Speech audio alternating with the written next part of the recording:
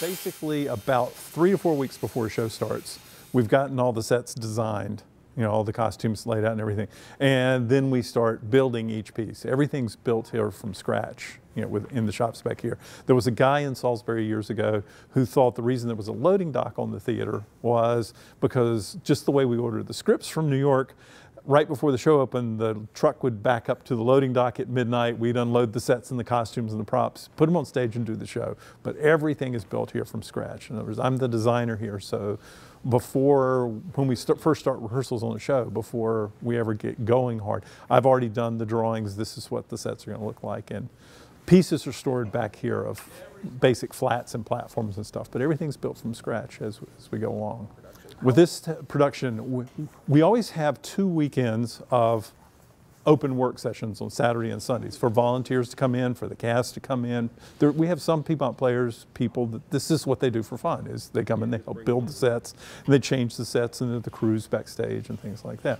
Last weekend was our first Saturday, Sunday build session, so that out on stage right now is the basic big framework of the set. You know, the big wall that comes in and out, the castle doors and things are installed, the permanent platforming with the gate is installed, and now we have to make it do things, you know, all the tricks of it.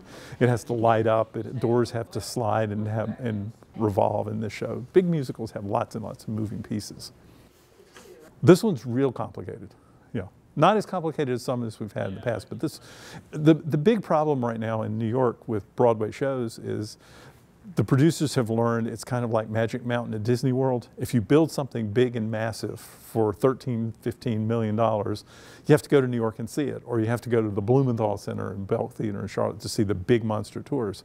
Then when we get ready to do it, how do we do it? And there are only a couple of shows now that are small enough that we can manage. And this is one of them, you know, but it's still massive, just the numbers of pieces in it and people in it. And, you know, because we don't have $15, $16 million.